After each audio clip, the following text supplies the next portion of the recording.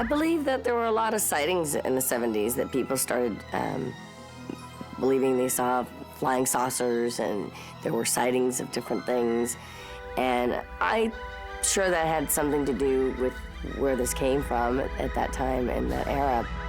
Reading the script for Escape to Witch Mountain, I knew that this was just going to be yet another one of those great adventures that they were putting together. I think Escape resonates in the same way like a movie like E.T. resonates, and it's a child's story of trying to find, it's the prodigal son. It's, going home. The very first film I ever made was called Eyewitness and was about a young boy in jeopardy. And then I moved more into the world of the supernatural, and I made a film called The Legend of Hell House. Disney at this time were developing Escape to Witch Mountain, and they wanted something a little bit more gritty, a little bit more realistic. And they had seen Legend of Hell House, and so they came to me to direct Escape to Witch Mountain. The screen test was with Kim. Even at that age, I looked at her and I said, well, she looks just like my sister. How could they not pick us to do this movie? Once I started working for Disney, there was no place like home, really. Disney is probably the most loyal studio. It's like a family. You'd come onto the set, you wouldn't work for a couple weeks or a month, and you'd come on to do something else, and there'd be Emily, the wardrobe lady, and LaRue, the hair lady, and Frank, there's the camera. Oh, hi, everyone. And it was just like a big family. You could walk down the lot, and you could see Jodie Foster filming a movie with, camels, and oh, hi. So when I came onto the project, the script was already written, and I liked the script very much, and then I read the book afterwards. In the script, Tony and Tia were very, very young. In the book, they were older teenagers. They were more high school age. I was a little confused because I thought, well, I'm not 15 years old. I'm not right for this. And hey, if they don't know that I'm 15 and it's okay with them, well, I'm going to go ahead and do it.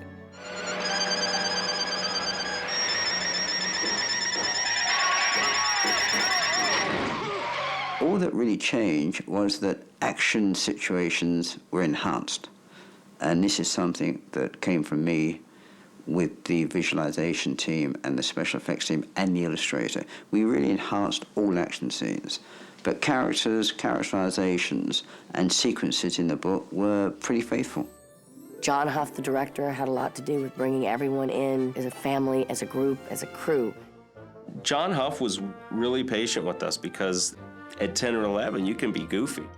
He maintained a consistent, constant control over the set and made me, as a child actor, feel secure, comfortable, taken care of. I remember one take, I would just bust up in laughter, and it was just like, it was a simple sentence, but once I blew it, he would look at me, and I'd start to quiver, and my lips would quiver, and I just could not hold it. It was literally like 45 takes, and John never lost his patience. When you come to direct children, they know straight away whether you're trying to talk down to them or whether you're treating them at their own level. But I always had a natural empathy with children. I guess because I'm a child myself still, in many ways. I'm going to show the tapes to the children. Good. If that doesn't put them on my team, well, then we'll have to resort to cruder methods of persuasion. I think that probably he worked with the older people probably differently. I mean, I don't think he took Ray Milland aside and said, all right, Ray, listen up. This is what I expect right now. Ray Milland, or Mr. Milland as I like to call him, was just a perfect professional for me. And my just overall impression was his laughs and his jokes and his sort of grandeur. He didn't engage as much as Donald Pleasance did, and Eddie Albert and some of the other people. He kept a little bit more distance with us, which may have been about his character, because that's what his character was very much about. He didn't want to get close to these children. I never felt like I could go up and just sit on his lap and lay my head on him because he was the bad guy. But there was definitely a warmth, and he was always very kind and very pleasant and very nice to work with. I wonder how I'd handle you kids if you were mine. Eddie Albert was, at that point in time for me, one of the really tremendous character actors on the American film scene. And I was really pleased to get a chance to work with him. Eddie Albert was a father figure, very, very much a father figure to us on the set. I look at Eddie Albert the same way, you know, sitting in the back of the Winnebago with the flour all over our face, being frightened, you know, and thinking, and then having him say, oh, come on, you know, maybe you're hungry, you know, that kind of a personality. It's kind of the way I felt about Eddie Albert. I'd always been a great fan of Donald Pleasance, and I always waited to have the chance to work with him in film. I can only smile when I think of him. I love him in a way that is particularly unique. He was a very strong personality, a very funny man, very dry sense of humor, which I identified with. I'm sorry, Mr. Bolt, but when you've heard my report, I think you'll understand. He spoke in a very soft manner, and he dressed very well. And I've always found the people that to fear most are the people that are very quiet and dress superbly. They're far more menacing than tough-looking guys to me. He was just very, very sweet. Even though he comes off as just really mean, you know. He was so nice, really nice. Hey, Tony, why don't you try without your harmonica? I forget how. When I was cast in Escape to Witch Mountain, there was a casting department, and we would interview endless young hopefuls. It was probably typecasting at its worst, having that kind of hair, because I was either always viewed as kind of the oddball antagonist, and I look back on it now, and it's like a loaf of bread, like exploded with too much yeast, you know, out of the side of my head. This particular time, I interviewed Jodie Foster, was one of the hopefuls that came in, and she had magic right there and then. She was up for consideration, but she then took another film, and we couldn't consider her past that point. And then I went on to find Kim and Ike, who for me were the perfect couple. The moment that I first met Kim would have been at the screen test. It just seems like after that moment, Kim and I have just been brother and sister from that point until it's just going to be forever for now. We schooled together all the time. We played together a lot. Ike was kind of a loner. Well, you have a very beautiful niece, Turanian, and a most attractive nephew. I would try to pay very close attention to how each actor handled themselves. I never studied, I never went to any kind of acting classes at all. I was completely self-taught, and one of the things I took very seriously, because they were both in the script and the book, was the fact that Tony played the harmonica, and this was how he exercised his telekinetic powers. As a young, serious performer, said, well, I'd better learn how to play. So I went out, bought a harmonica and bought a book, and I taught myself how to play, only to find out later it was completely irrelevant, you know, and it didn't matter. There's not a day that goes by that my kids and I don't go down the street that somebody doesn't say, oh my gosh, you know, aren't you the girl from Escape to Witch Mountain, or aren't you Kim Richards? There were lots of us that had a crush on Kim, and still do. She's adorable, she's beautiful, she's a beautiful young woman. When people find out I was in Escape to Witch Mountain, inevitably they ask me about Kim Richards, because everybody had a crush on her and Nanny the Professor. It never felt like it was work. It always felt, it was just normal. There were days, of course, that, like, oh, I don't want to go today. It's my birthday, you know, I don't want to work today. But, you know, it was my job. Kim was 2 years younger than me at the time, which is very young. And there's all these grown-ups, these bigger-than-life people, and then there's Kim and I. And Kim, to me, was still one of those. She was still bigger than life. She was famous to me. Tia, what's the matter? My favorite scenes are pajama scenes. There's something about being able to wear your pajamas, not when you're not at home. I remember every time I get to do a scene where you get to put on pajamas and fuzzy slippers and walk through the set. There's something about doing a scene like that that's just so much fun. I don't know what it is. I don't know if I'm the only one that gets that feeling, but I love it. I'm like, I'm in my pajamas and I'm at work, oh. I'll talk to him. You be a good bear and wait in that cave. When I was working, especially working on Escape to Witch Mountain, that was one of my first real experiences with animals, and I love animals. I love them. Winky the cat was hysterical. Oh, this poor cat. I don't know how many Winkies there were. There was several cats, but one in particular this worked with. Winky was not a happy cat. I think I still have a few scars to prove it. This cat did not like what we had to do with it. Winky was very easy to work with.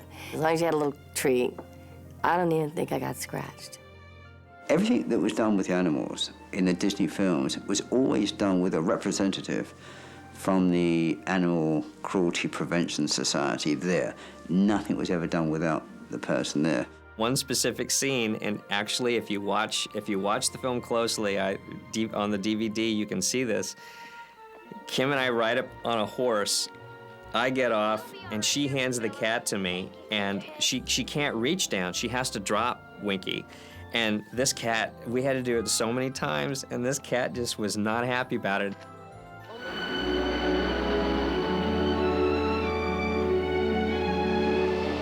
There was a lot of things I did that broke the Disney mold at the time, which was taking the film on location. For 2/3 of the film was shot on location.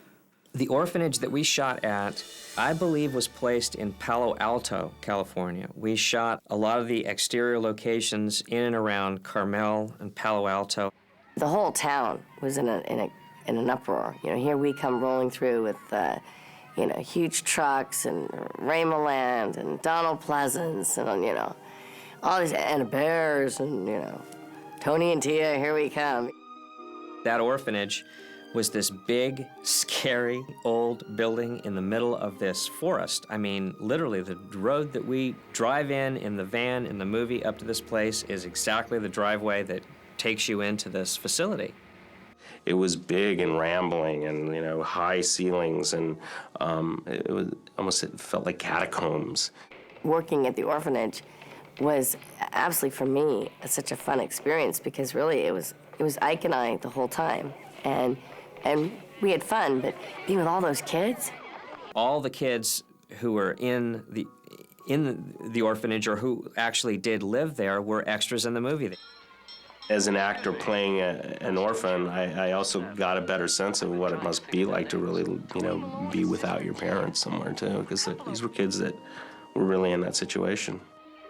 I was out there playing with them, whenever I could, and I'd say to the school teacher, because we have 3 hours of school a day, I'd say, oh, please, just let me go play with the kids. They were so fun to play with outside in that big area. If I was to watch it, I would honestly say that all the laughter and the kids running around and playing is exactly how I felt being there.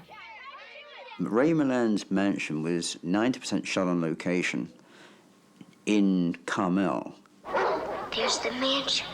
I can remember just thinking the first time I saw it, I thought, wow, that's a real, castle. We shot everything there with the exception of the playroom, where the marionettes did the dance, because we couldn't do this special effect on location. That had to be a studio build. I would say I had the most ESP. The subject matter was really fun for me because I thought, well, this probably really exists. It was a great device, a great story device to use at that particular time. And just ultimately, I think, a brilliant way of allowing children to have power over their lives, allowing children to have power over their circumstances. Tony, why'd you do that?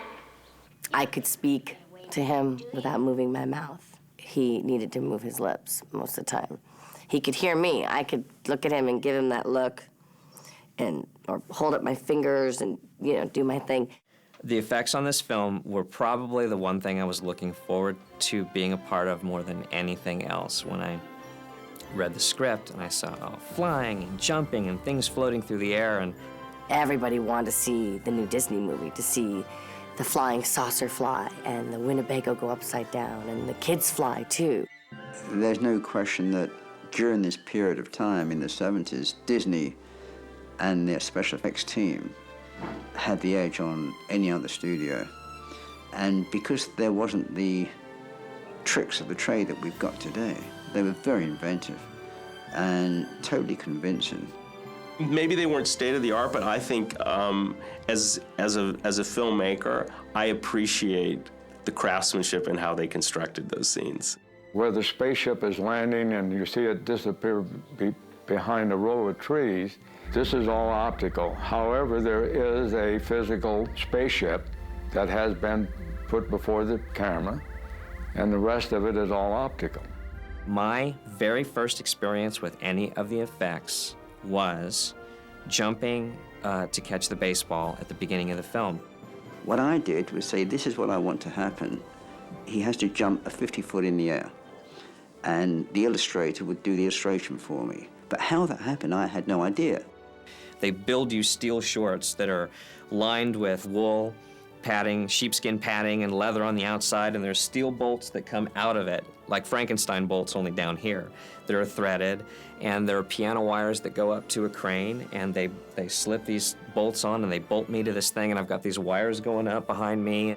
It was an amazing rig because, I mean, there was a tree, so the pads were quite high off the ground, but it, in real time, you know, it pulled him up pretty quick.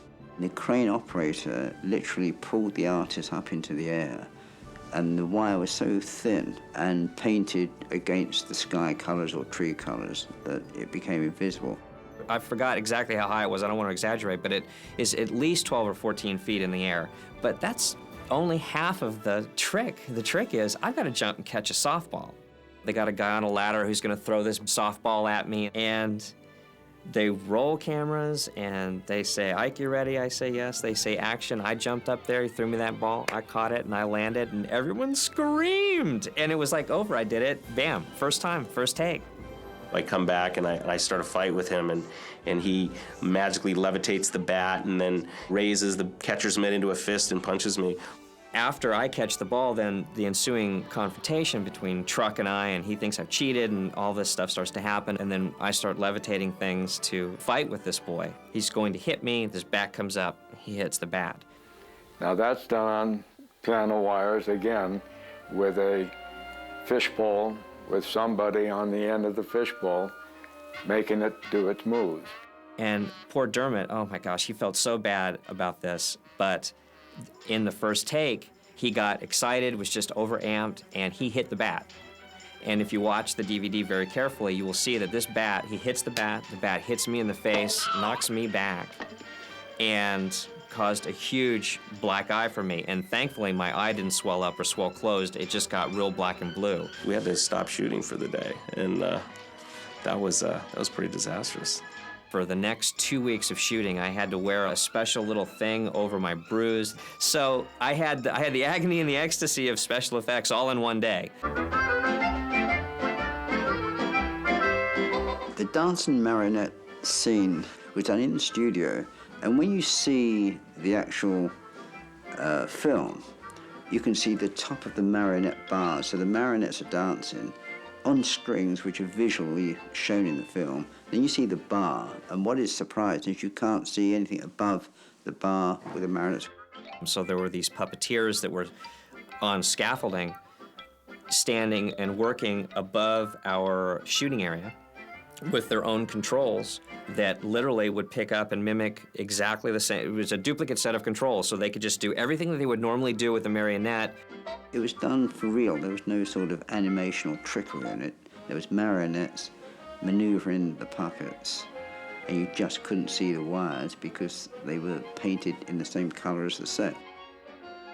Yeah, there was one scene where we're in the jail and we're trying to get up in the bar thing to see through the bars, to see in the jail. Ike and I were standing on this little board, and there were two men on each side down there pushing on it as we we flew up. You know, it was like a seesaw. But they thought, they think we're levitating. Tony plays the harmonica, and the things within the sheriff's office, such as the clothes tree, hat tree, goes wild. Now that is a unit on a wheel base that is being driven, but it's being activated off stage. There are times that it's strictly wires. You see the coat fly off of the tree. That's a wire job. There's a broom involved, which is, again, a fishbowl wire job. However, some of this is on stage, so therefore you can be up above the set, manipulating these devices.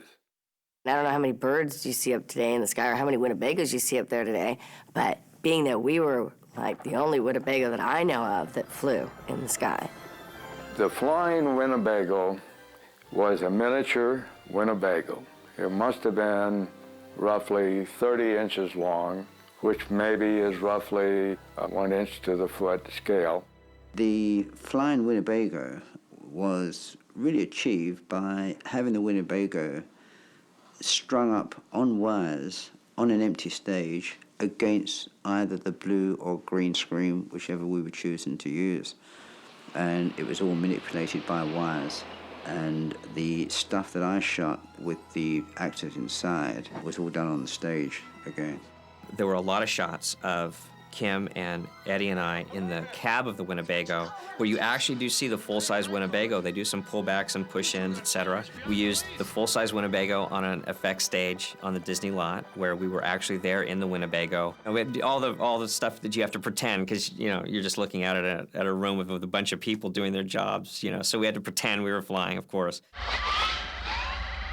The flying saucer happened to be a miniature, and the wires on it were no problems. I would say the miniature was maybe 2 feet in diameter.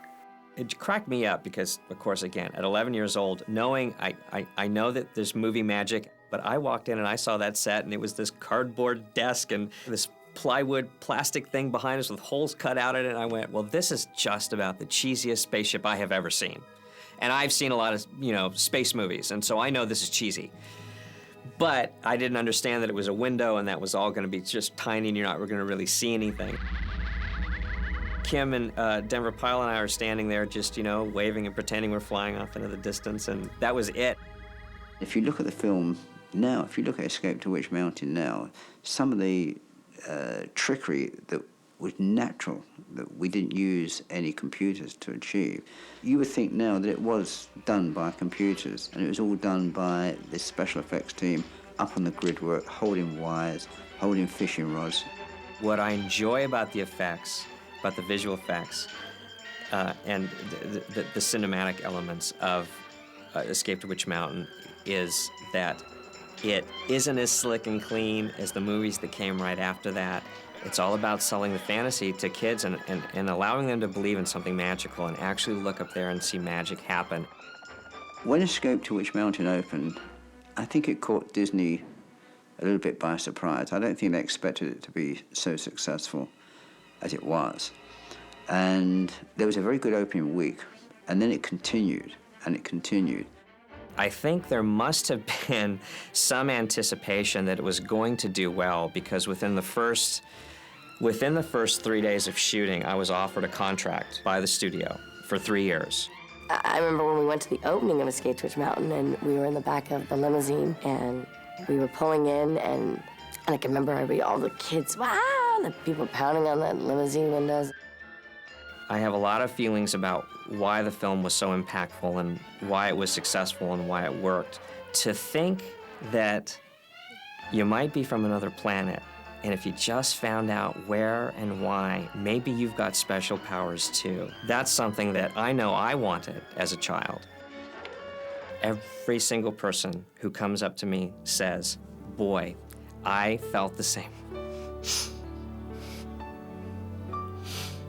I'm sorry, but it's very, very meaningful to me. It means a great deal to me that people come to me and say thank you. I wasn't personally responsible for this movie. I was simply a part of it. The dilemma of a child trying to figure out who they are in the world allowed people to have a great time with the movie and also look at their own lives and say, who am I?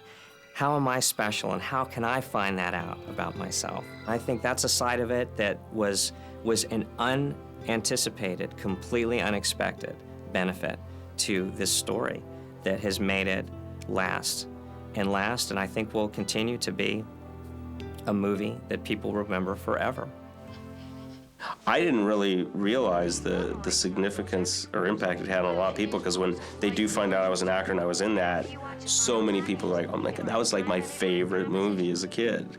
So I know it's had a big impact. I mean, it still follows me. one of the people said to me the other day about, well, there was Escape, and then there was another one, why isn't there another one? And I said, who said there won't be? I can remember, I worked with the bear, Bruno was his name. And I just love this bear, I really did. And so I got up in the morning, the trainer said, well, we're gonna give him a bath, and he's all chained up to the side of his thing. And once again, a lot of spectators and all the stuff going on, and I'm out there just watching the bear. Well, for some reason, I guess I overstimulated Bruno. I don't know. And he just picked me up like a rag doll. And he'd never done this before. He picked me up, which he'd done before, but they'll say, put her down, Bruno, put her down, and he picked me up, and he kind of went and I thought, he could have thrown me 8 feet either way, I'm sure, if he wanted to, and they're going, Bruno, put her down, Bruno. And so finally, Bruno put me down, and I can remember being so frightened and turning around to 50 spectators and going, he always does that to me. So cool.